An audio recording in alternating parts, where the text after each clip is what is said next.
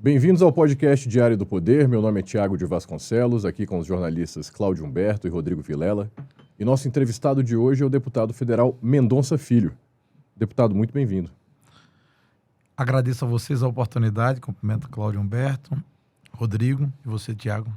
Muito obrigado. Que é uma alegria estar com vocês aqui. Obrigado pela presença. É sempre muito bom conversar com o pessoal que sabe das coisas. Eu sei que o senhor está por dentro aí dos poderes. De tudo. De tudo, de Nada. tudo. Mas o cara já foi deputado, já foi ministro, sabe das coisas.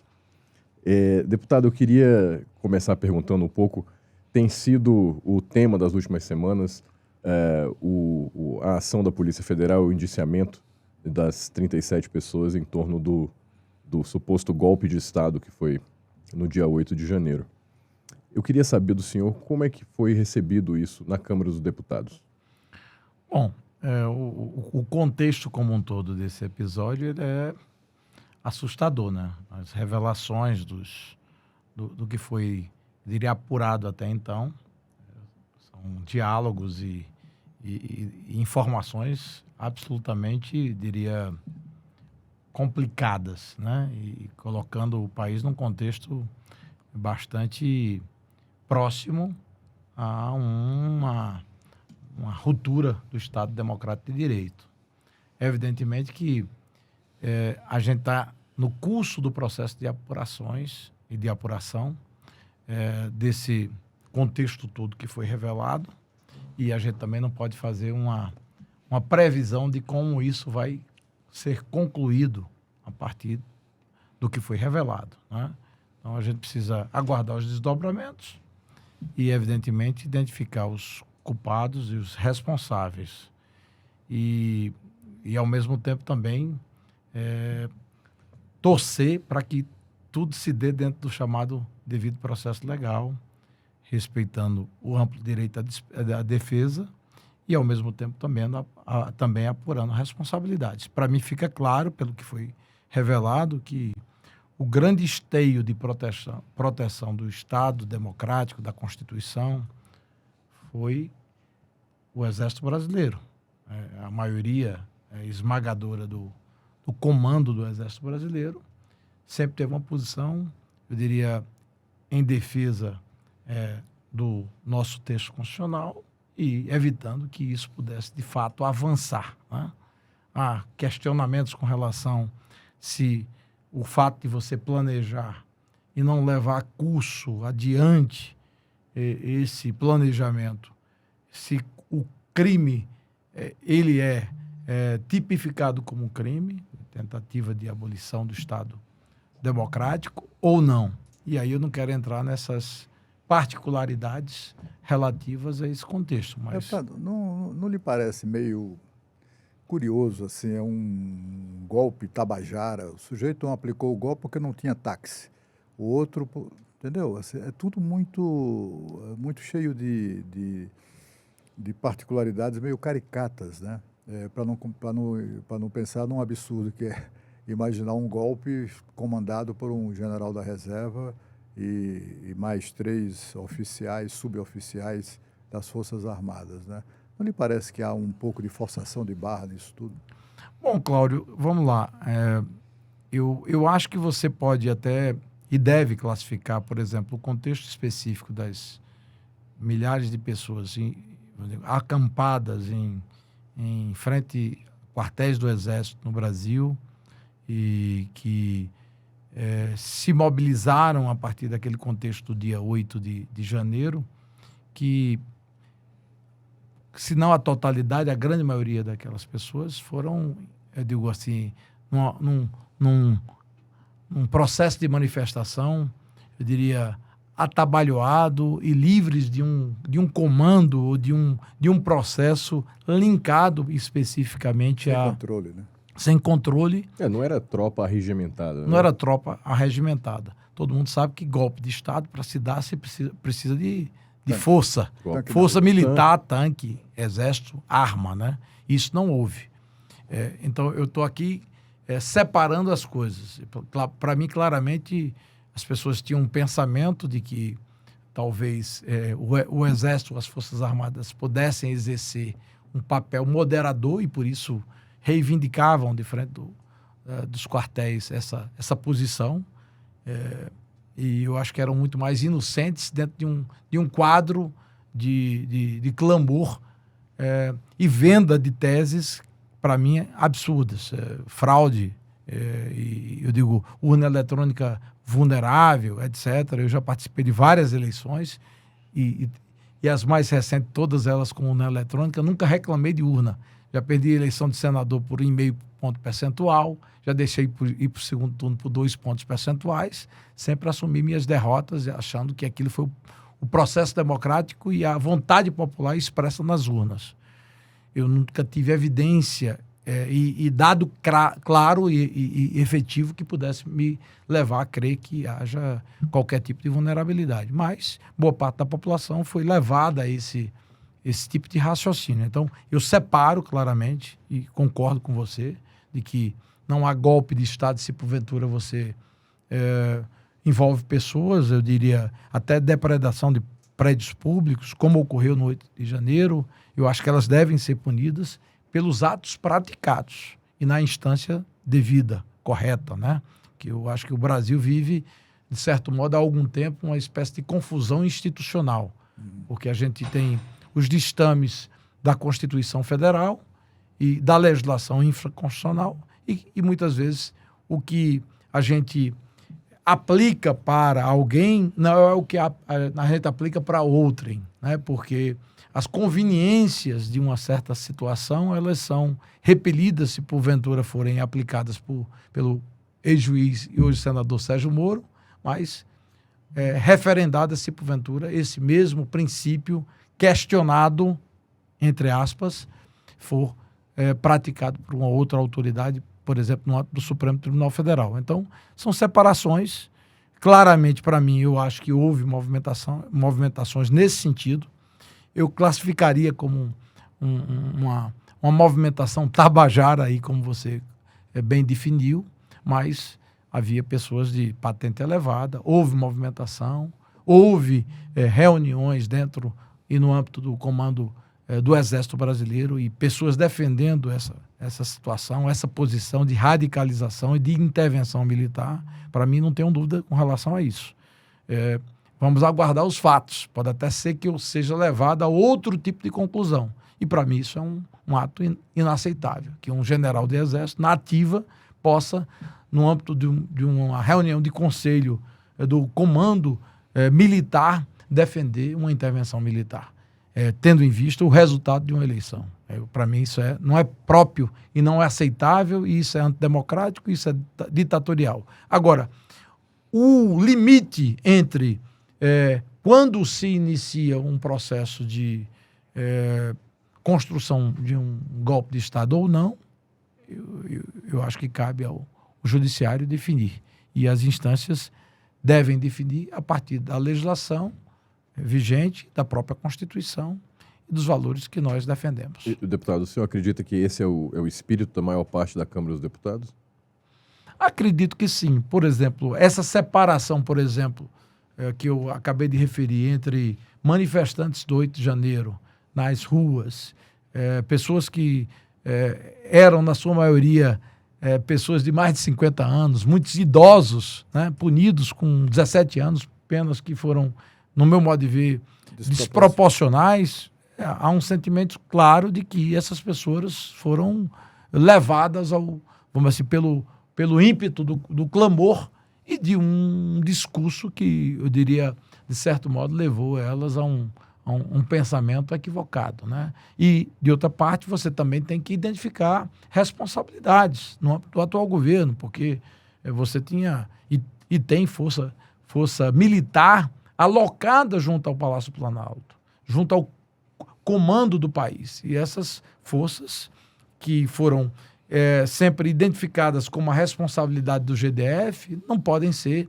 eu diria, não se pode retirar a responsabilidade do comando da Guarda Presidencial, do comando do gabinete presidencial da área militar, que tem a obrigação de conhecer os andamentos do sistema de informação e, evidentemente, impedir que episódios mais graves pudessem acontecer. Então, nesse aspecto, eu acho que tem uma parte da investigação que está poupando a omissão ou a falta de ação, a falta de iniciativa, a leniência por parte daqueles que estavam na responsabilidade de comandar a inteligência e a defesa dos prédios públicos e da própria esplanada dos ministérios naquele fatídico dia do dia 8 de janeiro. Deputado, eu queria trazer agora a discussão e a sua exposição sobre fatos mais recentes que dizem respeito à questão econômica, né? Pois não. O governo acaba de anunciar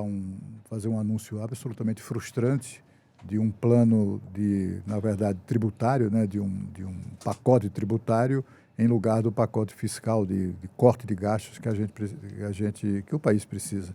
O senhor tem vasta experiência no Legislativo, no Executivo, na gestão da coisa pública e tal. Eu queria que o senhor trouxesse o seu olhar sobre isso, né? Porque assim, o que se esperava do governo é que cortasse desperdício, né? Cortasse regalias, privilégios que custam tanto ao país, né? Pelo menos sinalizasse fazendo cortes desses privilégios que com isso indicassem à população uma atitude diferente, né? Mas o que a gente viu é um presidente que não quer cortar e, ao contrário, o que quer é arrecadar mais e mais. Queria que o senhor pudesse fazer uma avaliação sobre isso e sobre as suas expectativas em relação à aprovação dessas medidas. Bom, Cláudio Berto, eu diria o seguinte, o remédio dado ao paciente Brasil que está doente, né, está numa situação, apesar das aparências, assim, do ponto de vista de desempenho, de crescimento de PIB, a própria inflação ainda relativamente sob controle, o paciente ele está febril e quem acompanha e tem a memória histórica do que nós vivemos nos últimos tempos, a gente sabe que se porventura a gente não adotar a medicação adequada, a gente vai, eu diria, agravar esse contexto, gerando desemprego, elevação ainda maior do quadro inflacionário e recessão, fatos, inclusive, que foram os mais, eu diria, negativos do ponto de vista econômico da história do Brasil no governo Dilma, né? 13, 14, 15, 16, 15 e 16, a maior recessão da história.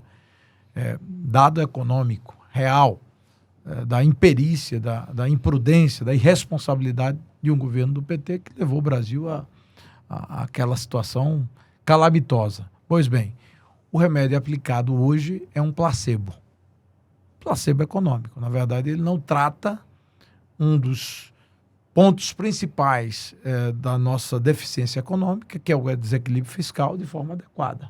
A gente tem um quadro de desequilíbrio pleno. Todo governo, se você observar o manual do homem de Estado, quando ele começa, você precisa fazer a chamada arrumação de casa. Você tem experiência, Cláudio Humberto, sabe disso. E os jovens aqui, jornalistas, também conhecem bem isso. Você tem que arrumar a casa. O que é que o governo Lula fez? Ele levou logo ao Congresso a chamada PEC da transição, autorizando gastos adicionais de cerca de 150 bi de reais. Ou seja, ele acelerou ao invés de frear e de arrumar a casa. Fez a coisa inversa. E de lá para cá, a coisa vem gradualmente se agravando do ponto de vista fiscal.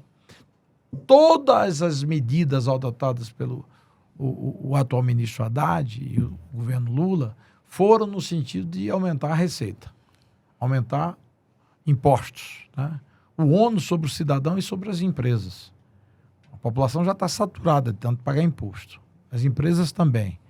E aí você foi elevando despesa de um lado e aumentando a arrecadação com a elevação dos impostos. Isso, para mim, chegou no teto. A gente não tem mais para onde ir em termos de espaço de elevação da carga tributária do Brasil. Você pode até realmar essa carga, mas você não tem como elevar e impor à sociedade brasileira mais, eu diria, ônus do ponto de vista de impostos a pagar pelo contribuinte, pelo cidadão, pelo pequeno, médio empresário, até mesmo o grande empresário. Ninguém aguenta mais. Então, o governo lançou uma proposta que, na verdade, eu acho que ela não resolve o quadro, ela ela foi, inclusive, contraditória, porque ela foi embalada num viés muito mais eleitoral ou eleitoreiro do que propriamente sério, que era o que os agentes econômicos esperavam.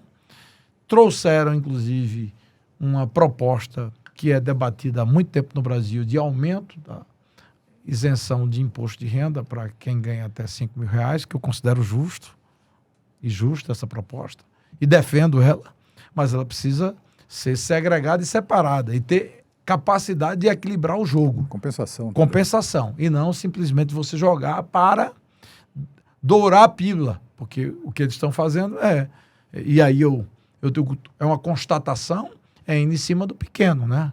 Reduzindo o direito ao abono salarial de quem ganhava e ganha hoje até 2 salários mínimos, e gradualmente só aqueles que ganham até 1,5 terão a manutenção do abono salarial, né? Reduzindo o crescimento do salário mínimo acima da inflação, que era uma promessa de campanha. Eu estou aqui apenas constatando, não estou criticando, estou apenas dizendo o que é parte do pacote, né? Então, o governo não está, como você disse, eu chego à conclusão, cortando na carne. Então, a gente tem um governo inchado, um governo perdulário, um governo que não reduz os gastos públicos naquilo que pode reduzir e, evidentemente, a gente há muito tempo convive com salários acima do teto, né? O governo não tem coragem, tem uma proposta que já passou pela Câmara, está no Senado Federal e até hoje não foi votada no Senado da República. O governo não busca limitar esses super salários em várias esferas do setor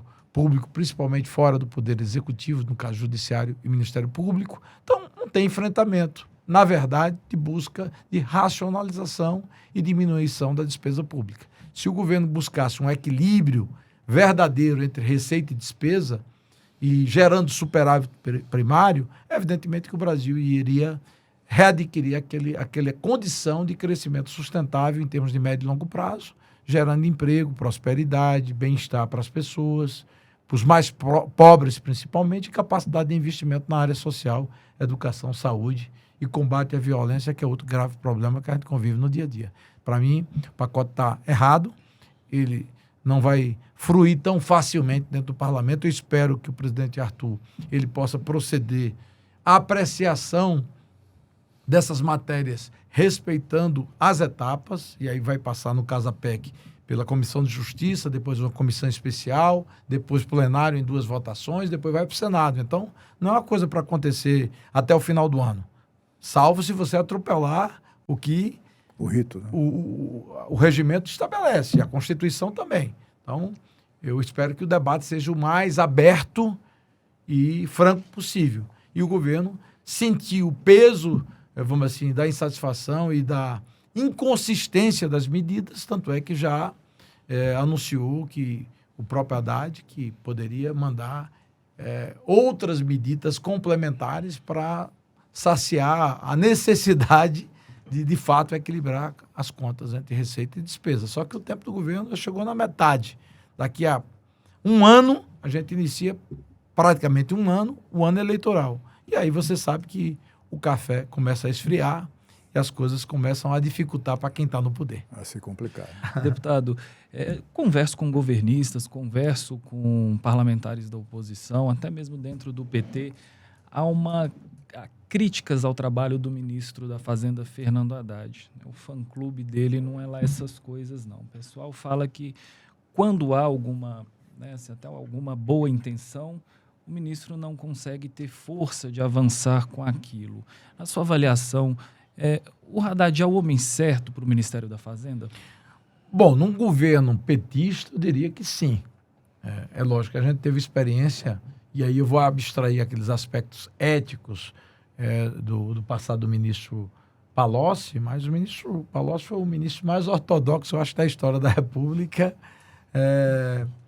que eu conheça, que eu vivi, que eu acompanhei diretamente. Cortou pela metade. Eu acho que a taxa de juros no início do governo Lula 1 era por volta dos 26%, 26% e alguma coisa, e quando entregou, no final do governo, estava na casa dos 13%, Isso. Mais ou menos. Assim. Foi cortando juros, pela metade, pelo menos.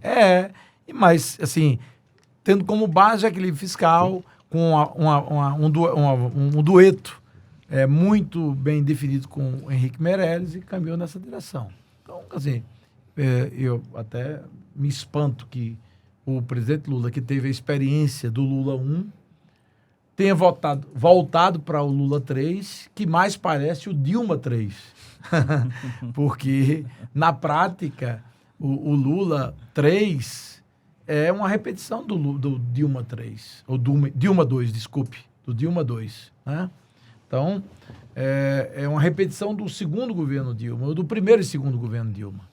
E que Lula, no segundo mandato dele, também já foi adotando as medidas mais heterodoxas, colocou Guido Mantega como ministro da Economia, que, vamos assim, começou a fazer muita alquimia na condução da política econômica. O Banco Central também bastante leniente, e deu no que deu, né? Entregou a Dilma, ganhou a eleição ali muito apertada de Aécio, e Dilma pisou no acelerador, continuou acelerando as medidas populistas, sobreviveu Dilma, no caso aí, a sua reeleição, nesse caso, Dilma, de fato, contra Aécio, de forma muito apertada aquela eleição, mas assim, já chegou no seu segundo mandato praticamente inviabilizada do ponto de vista de capacidade de governar. Aí você me pergunta, Haddad, o ministro Haddad, eu acho que para o contexto petista,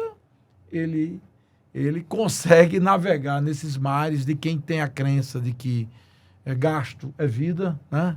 De que você pode pisar no acelerador do gasto público que não tem consequência nenhuma, de que déficit público, quanto maior, ele vai contribuir para aumentar a arrecadação e, consequentemente, fechar a conta. Isso nunca aconteceu em nenhuma parte do mundo. A ciência econômica desconhece essas teses do ponto de vista de sustentabilidade, só na academia, em setores muito radicais e absolutamente, eu diria, desprovidos de base técnica sustentável que admitem uma situação como essa. Agora, Haddad consegue, ele faz uma coisa meio, um plano, como é que eu posso dizer, uma condução da economia no limite. É aquele copo meio cheio, meio vazio. Ele não consegue incrementar uma política econômica que garanta aquilo que é base para você ter uma taxa de juros baixa, uma taxa de câmbio também justa, que é o equilíbrio fiscal, superávit, sustentabilidade. Veja bem, se você vive numa família, você é pai de família, mãe de família, se você não tiver equilíbrio fiscal dentro de casa, ou equilíbrio financeiro, nem seu casamento se sustenta. Até o casamento se acaba, por um longo período. Você não aguenta. A família não vai despedaçar. Se você está numa empresa, ela quebra. E se você está num país, o governo também não se segura. Então, isso é básico. Então, ele precisa nortear esse caminho que, infelizmente, a grande maioria dos petistas não compreendem assim.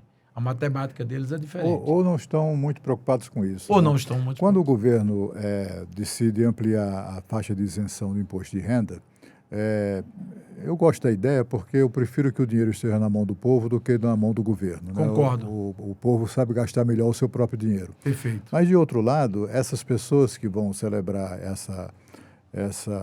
enfim, o fato de não pagar imposto até 5 salários mínimos, né, mal sabem que a política irresponsável do governo vai provocar inflação que vai corroer o salário muito mais do que aquele custo do tributo, né?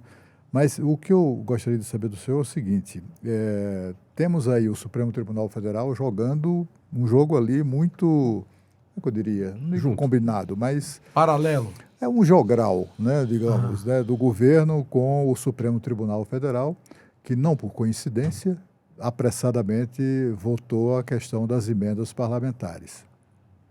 Eu queria que o senhor fizesse uma apreciação sobre isso. Não só sobre de que maneira isso vai impactar na vontade, digamos assim, ou na motivação do Congresso de aprovar ou não essas medidas.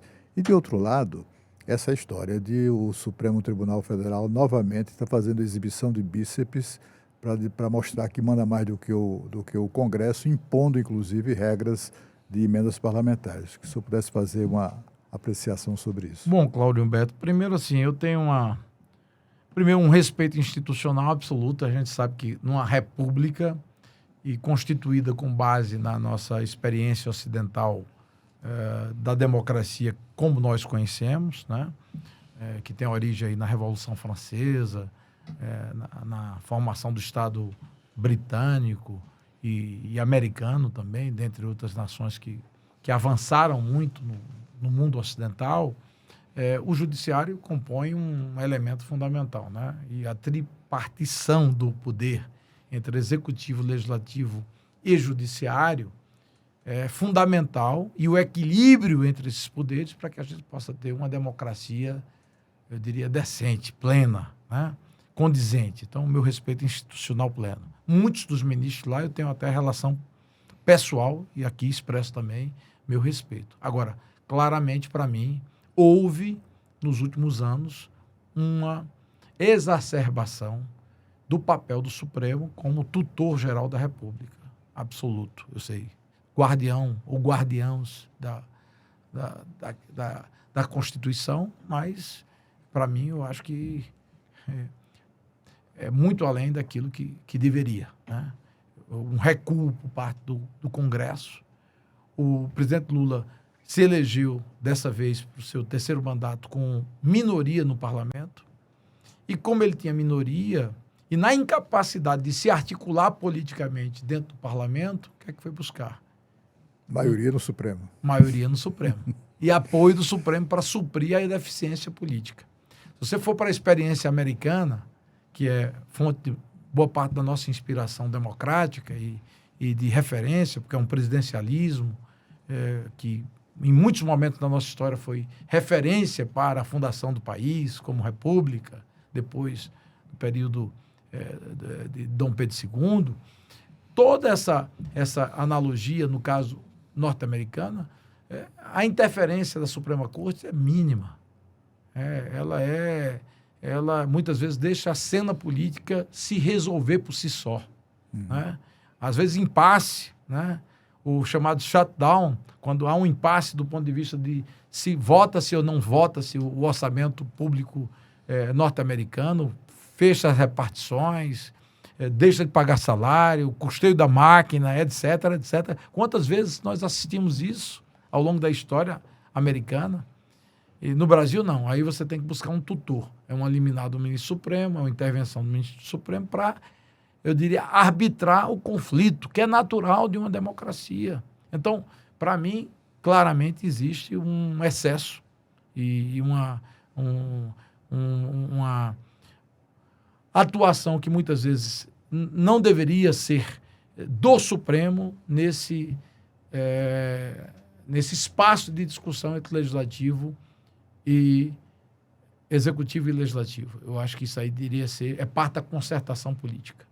Vários ex-presidentes tiveram habilidade para construir isso. Eu cito o meu presidente, de quem fui ministro, Michel Temer, uma habilidade fenomenal, silenciosa, respeitando os limites da Constituição Federal e construindo maioria para aprovar coisas que pouca gente imaginava que ele aprovaria. Reforma trabalhista.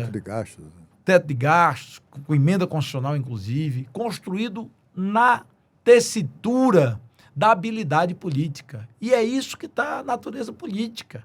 É muito diferente aqui quem submete ao voto popular de quem foi nomeado. Não tem nenhum demérito ao ministro Supremo, tem suas qualidades, suas qualificações, muitos deles assim, com preparo intelectual e um preparo acadêmico formidável, internacional, em países estrangeiros, com formação, eu diria, global, mas a legitimidade da democracia está no voto, na representação popular.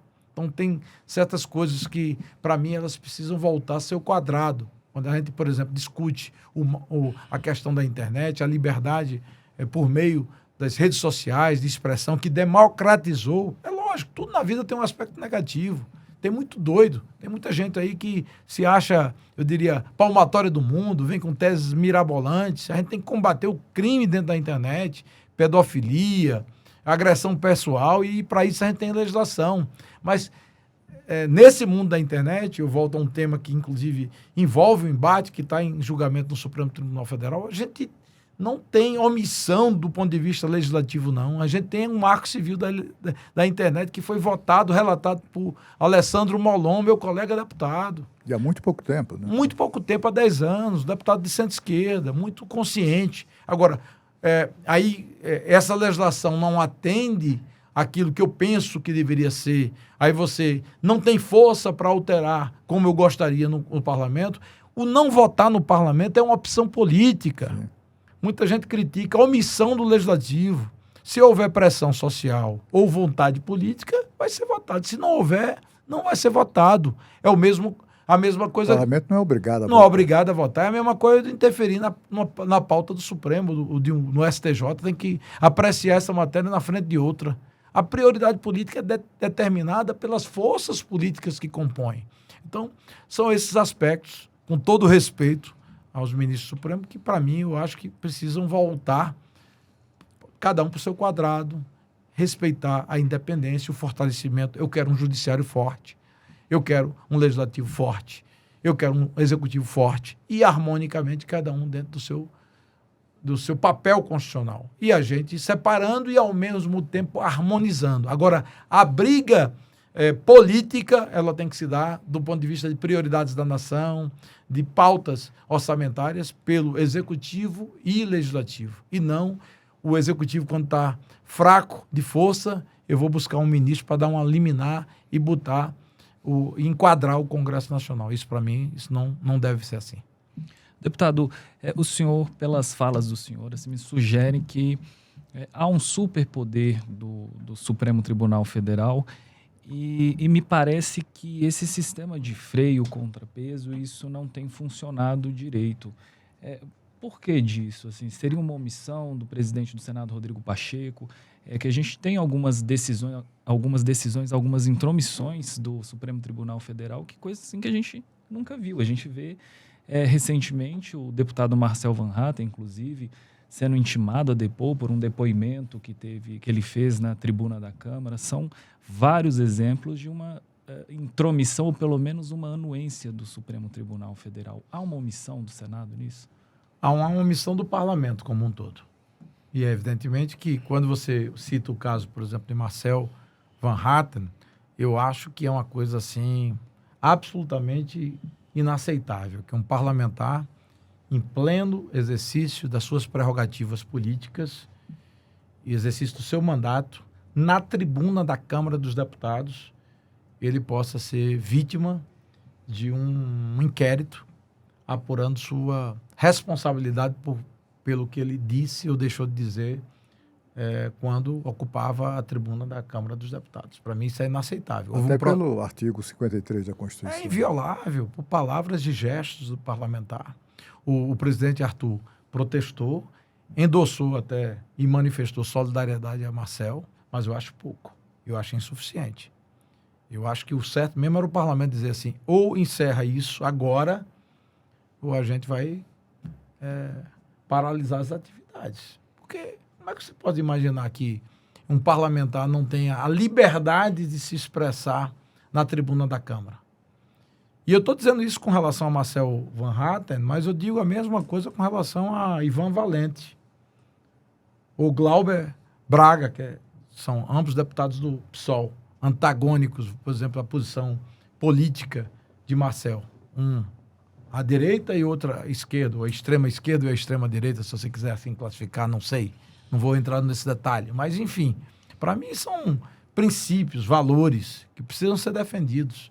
E eu acho que quando a gente discute a democracia, a gente precisa ter muito claramente esses princípios como princípios, eu diria, fundamentais, porque isso vai corroendo gradualmente, né? e gradativamente, e minando a capacidade, a condição de você vocalizar a parcela do eleitorado que legitimamente lhe colocou dentro do parlamento. Se você cometer um crime, um parlamentar, ele tem que ser punido. Eu, por exemplo, tenho uma visão muito crítica com relação ao, vamos assim, crescimento desenfreado das emendas parlamentares. Eu acho que tudo na vida precisa ter razoabilidade, precisa ter sensatez, né? Ou seja, bom senso. E quando você vai crescer o número de emendas utilizadas por parlamentares com fins, e eu utilizo, tá? Assim, no sentido prático, eu destino emendas para meu estado, Pernambuco, para minhas bases, mas você não pode ter uma assunção por parte dos parlamentares de todas as prioridades da nação. Do contrário, você não vai ter estradas interestaduais, portos estratégicos, políticas educacionais. Eleição num estado, se você está elegendo um parlamentar que vai dar dinheiro para onde ele bem entender. Você pode até ter um aspecto, se você for para a democracia americana, francesa, alemã, você tem a representatividade daquele parlamentar diante do seu eleitorado, da sua circunscrição, como é o caso americano, que é um sistema distrital puro, alemão é misto, mas tudo dentro da razoabilidade. Esse crescimento desenfreado, eu sou contra a falta de transparência, eu estou dizendo pontos que eu concordo com o ministro Dino. Eu acho que tem que combater. Mas ele fez o que o presidente queria, né? Ele, por exemplo, o que está na decisão do Supremo é que as antigas emendas PIX, né, chamadas emendas PIX, agora, para a emenda ser liberada, é preciso que antes o Ministério elabore e aprove um projeto para aplicação daquele dinheiro a ser solicitado pelo deputado. Ou seja, volta tudo que era antes. O Palácio Planalto controlando com mão de ferro a liberação das emendas, ali no balcão de negócio, oferecendo a liberação em troca de favores.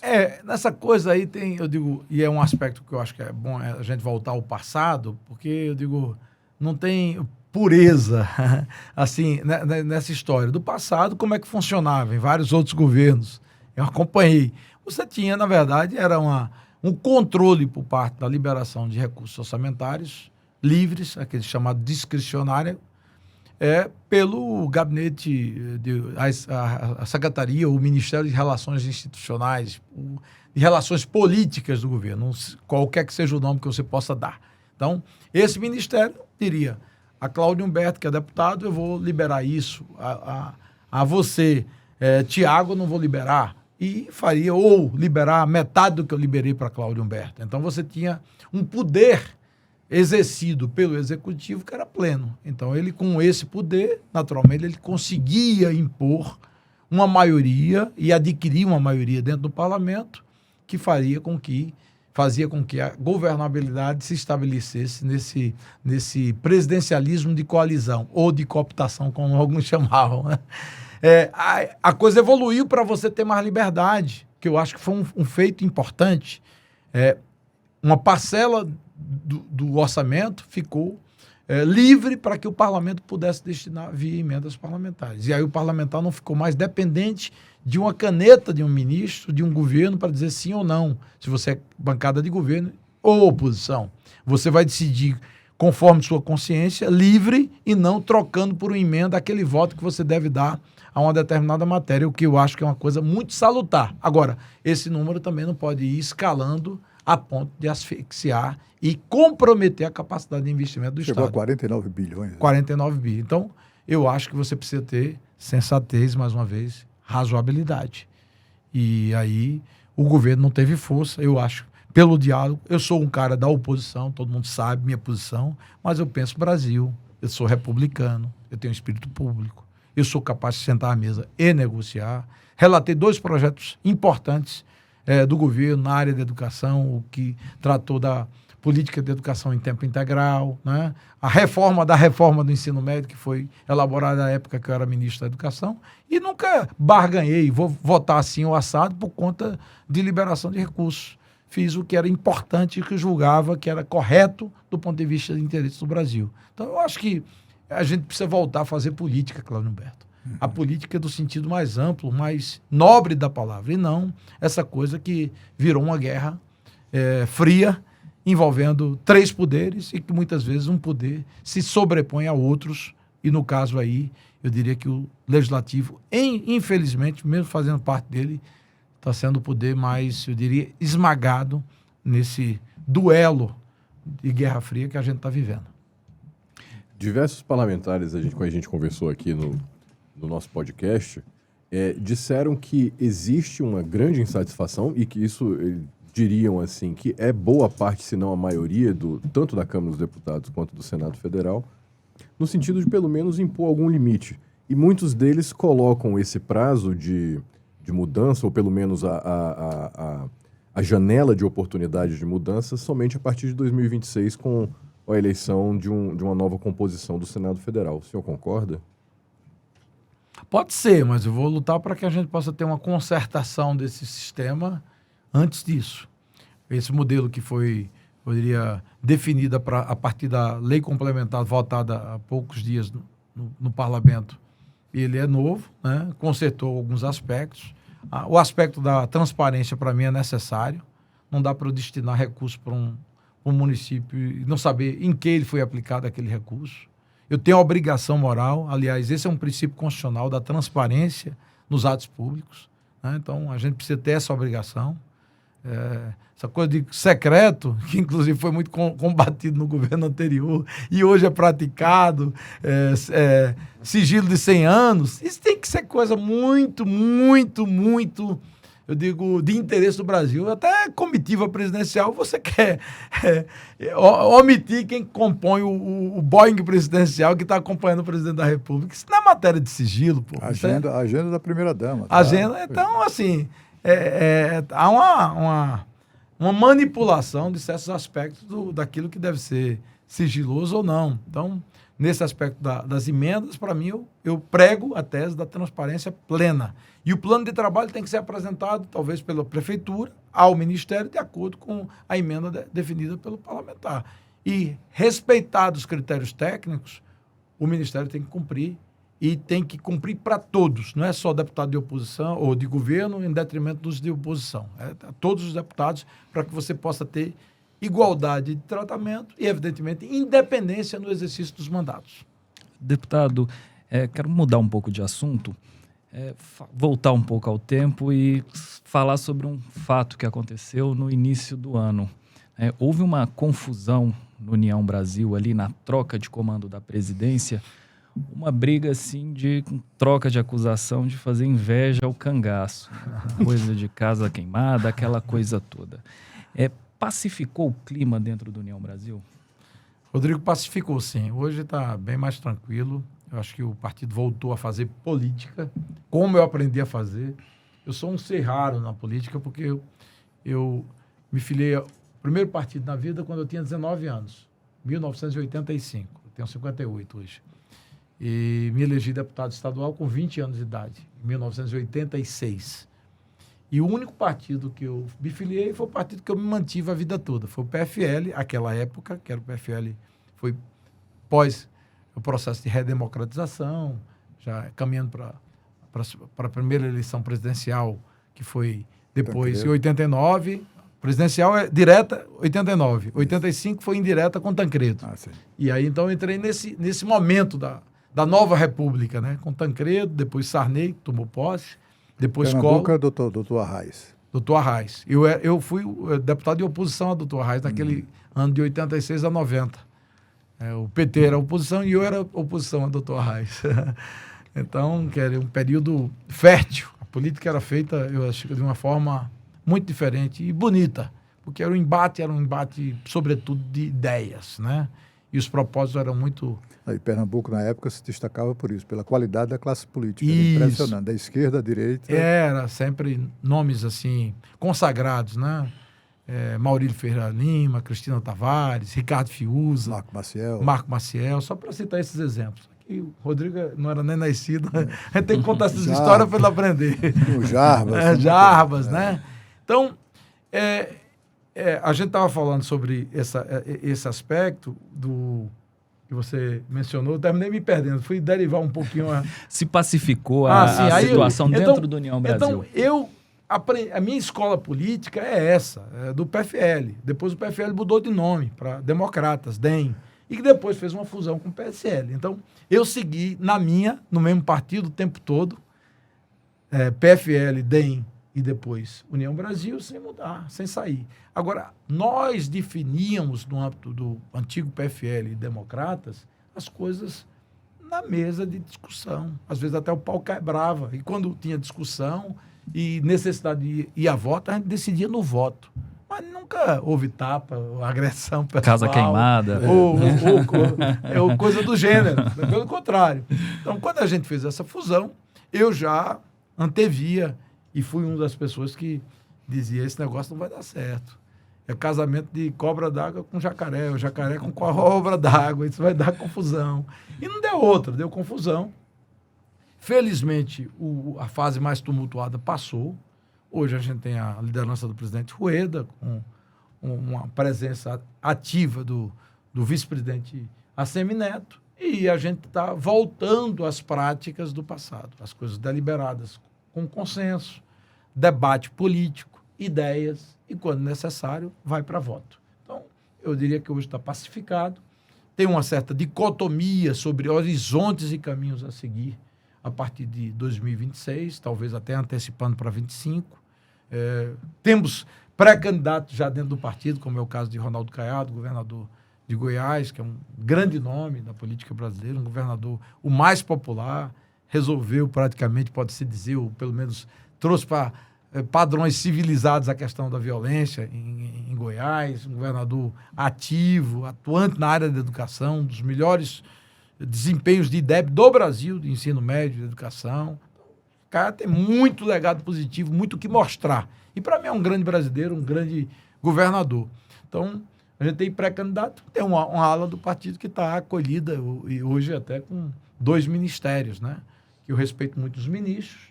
Eu defendo a tese de que a gente tem que partir por um caminho que seja de lançar candidato próprio a presidente e protagonizar o papel que é compatível com o tamanho do União Brasil e, consequentemente, temos uma separação, um distanciamento do PT com o governo Lula. Esse candidato próprio que você fala à presidência seria hoje Ronaldo Caiado? Hoje seria Ronaldo Caiado. Deputado, aliás, em Goiás, o bandido que não trocou de profissão, trocou de Estado. Né? Então, Exato, é o lema dele. É o lema ou troca dele. de Estado... ou troca de profissão, ou troca de profissão. Deputado, as últimas eleições municipais mostraram que o país, essa história de polarização é meio, como é que eu diria, é meio fantasia, né? Porque o que as eleições mostraram é que as forças conservadoras, direita e centro-direita, elegeram 88% dos prefeitos. A esquerda elegeu 12%. Foi uma humilhação sem precedentes, eu acho, numa eleição como essa. Eu não quero colocar nesse balaio o Lula, porque é uma figura diferente, né? Ele tem um brilho próprio, tem um capital político eleitoral próprio. Isso. Tirante ele, não há ninguém que seja tão competitivo na esquerda. E, bom, feito esse preâmbulo, eu queria saber do senhor, com a sua experiência, tendo visto, inclusive, o avanço da conservador no Nordeste, que é uma região marcadamente lulista, né? Mais do que petista, lulista. O que é que o senhor prevê para 2026?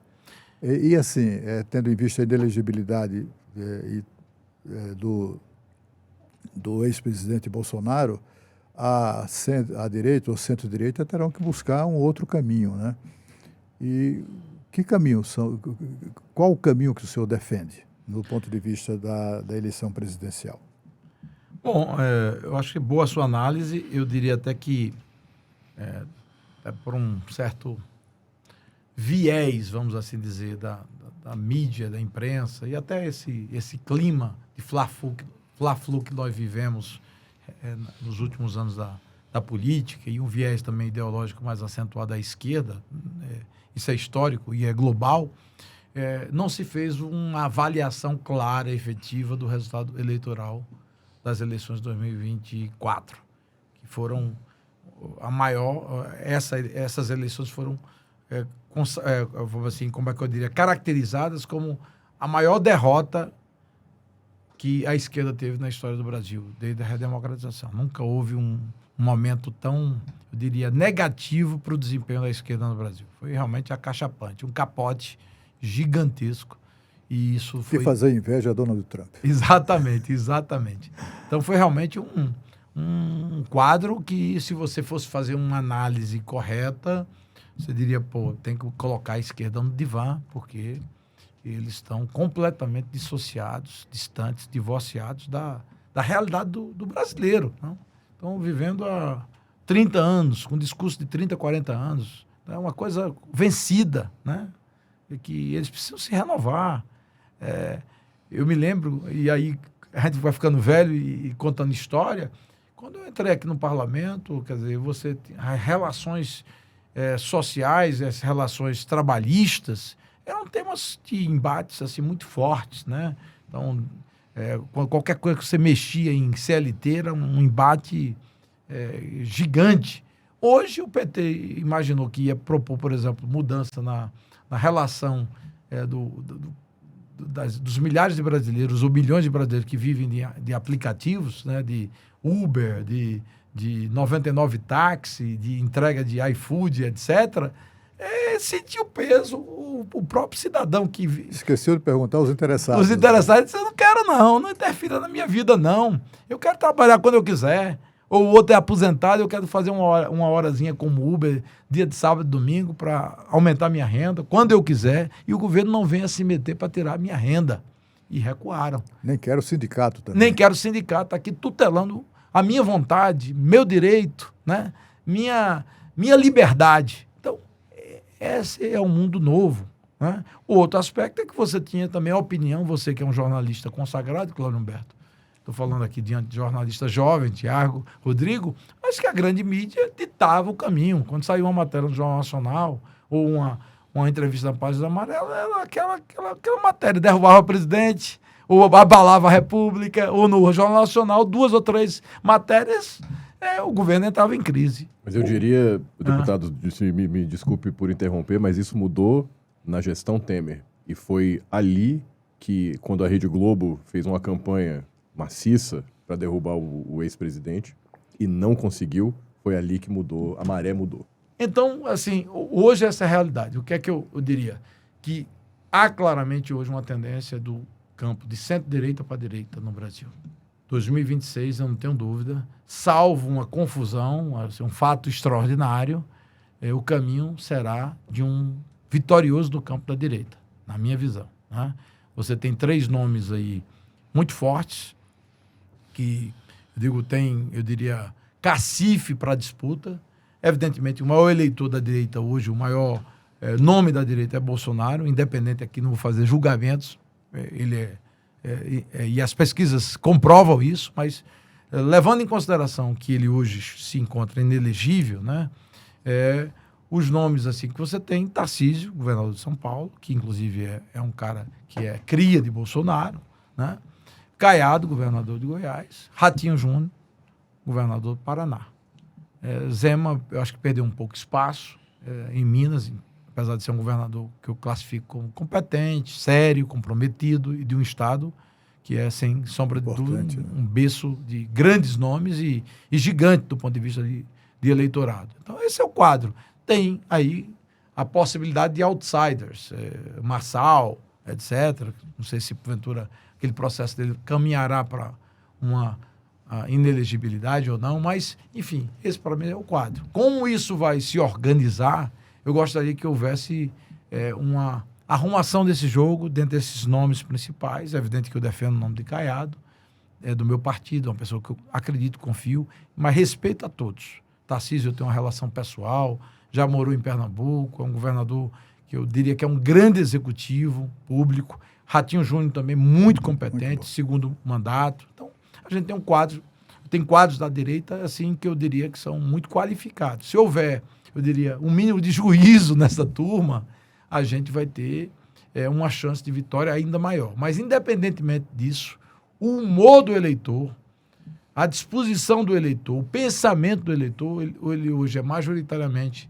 conservador, pró-livre iniciativa, liberdade econômica, liberdade como um todo. Prosperidade. Né? Prosperidade. O cara não quer Estado tutelando. O cara já compreendeu que o Estado é realmente um mal. Você vê agora os Correios. Eu me encaminhava para cá e mandava publicar nas minhas redes sociais o prejuízo histórico acumulado dos Correios. Impressionante. Volta ao passado, né? Um passado tenebroso. Né? O PT, quando vai governar e administrar, leva uma empresa como os Correios, tradicional, histórico, a uma situação de insolvência. Né? Insolvência.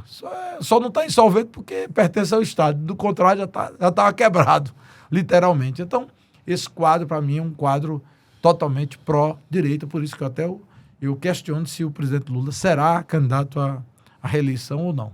Ele é o grande nome desse campo, porque ele é muito maior do que o campo da esquerda. No Nordeste, há lulismo, mas necessariamente o eleitor não é esquerdista. Você sabe que você é alagoano, ali tem uma paixão, que era muito maior no passado, diminuiu muito por Lula, mas não é uma coisa ideológica, é de identificação, simpatia, empatia, políticas públicas do passado. Então esse é o quadro que eu vejo. Uma forte tendência pró-direita, 26, e vou trabalhar por isso. Agora, deputado, em Pernambuco, queria uma análise do senhor sobre o que levou à vitória, brilhante vitória, inclusive, da governadora Raquel Lira, do PSDB. Né? Tirou ali o PSB, que há muitos anos governava o Estado. A governadora que é muito boa ou o governo Paulo Câmara que era muito ruim? Tinha uma saturação, né, Rodrigo, de 16 anos de poder, né? Um ciclo longo, bastante longo, né? Uma fadiga de material, o PSB cansado. Ao mesmo tempo, o governo Paulo Câmara não foi um governo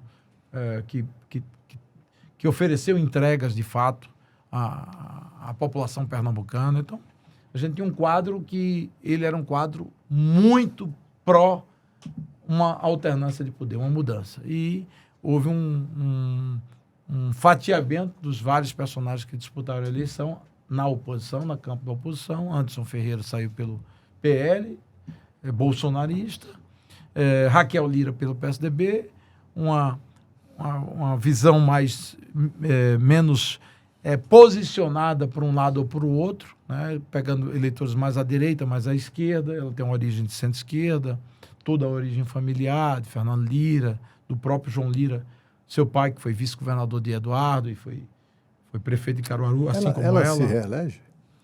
Eu acho que o incumbente, né, quem está no cargo, ele sempre tem uma vantagem muito grande. Ela fez a arrumação de casa, diferentemente de Lula, nos primeiros 2 anos. E tem um pacote e um volume de recursos muito grande. Na área de abastecimento d'água, tem um pacote aí de obras de cerca de 5 bilhões de reais, ou 5 a 6. Estradas, a mesma coisa também, nessa faixa de 5 a 6 bi. Educação tem um volume de recursos também de investimento, principalmente a educação infantil. Habitação tem uma política de habitação ousada, dando subsídio para a casa própria. Intervenções viárias muito relevantes para todas as regiões metropolitanas do estado, Mata, Agreste, Sertão. Então, eu acho que ela tem entrega, né?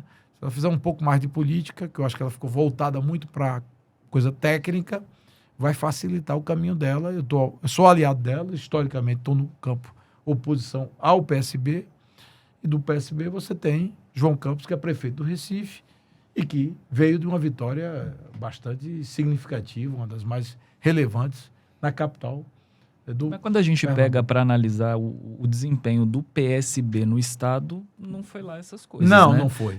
A gente pega até com os números aqui do TSE, o PSB saiu de 53 prefeituras em 2020 para 31. Já o PSDB da governadora de 5 em 2020 para 31. Ela hoje tem 32 prefeitos aliados no seu partido, mais do que o PSB. E se você somar todos os partidos que compõem sua base e prefeitos que estão aliados da governadora, ela tem hoje mais ou menos 122 prefeitos. Ou 126, desculpe. 126 prefeitos. Então, de um total de 184. E na região metropolitana, onde João Campos tem naturalmente força pelo fato de ser prefeito da capital, Recife, das 14 cidades, dos 14 municípios, a governadora ganhou em 8. Ou seja, a maioria. E ele ganhou em 6, aliados do PSB. E das 4 maiores cidades da região metropolitana do Recife, ela tem 3. Ela ganhou em Jaboatão, que é aliado dela, Mano Medeiros, ganhou em Olinda, que é também aliada dela, né? Que é também um personagem político que foi uma eleição muito acirrada em Olinda, uma cidade historicamente, Mirella, a prefeita eleita, esquerda, mas que ela ganhou por 5 mil votos, imagine, uma eleição de segundo turno. E Paulista também, que ela ganhou com o prefeito Ramos, uma cidade também bem importante no chamado Grande Recife. Então, eu acho que ela tem força, tem estrutura, tem entrega, tem dinheiro, tem capacidade administrativa. Agora, azeitar um pouco a política, eu acho que ela é bem competitiva na eleição de 26. Maravilha. Deputado, queria agradecer sua presença aqui. Estamos chegando no final da nossa hora e já deixar o convite aberto para um retorno o mais breve possível. Obrigado a você, Tiago, Rodrigo, também a oportunidade, e o nosso mestre dos mestres, nosso Cláudio Humberto. Deputado. Muito obrigado. Muito obrigado. Obrigado, Muito deputado. honrado aqui com a presença do senhor.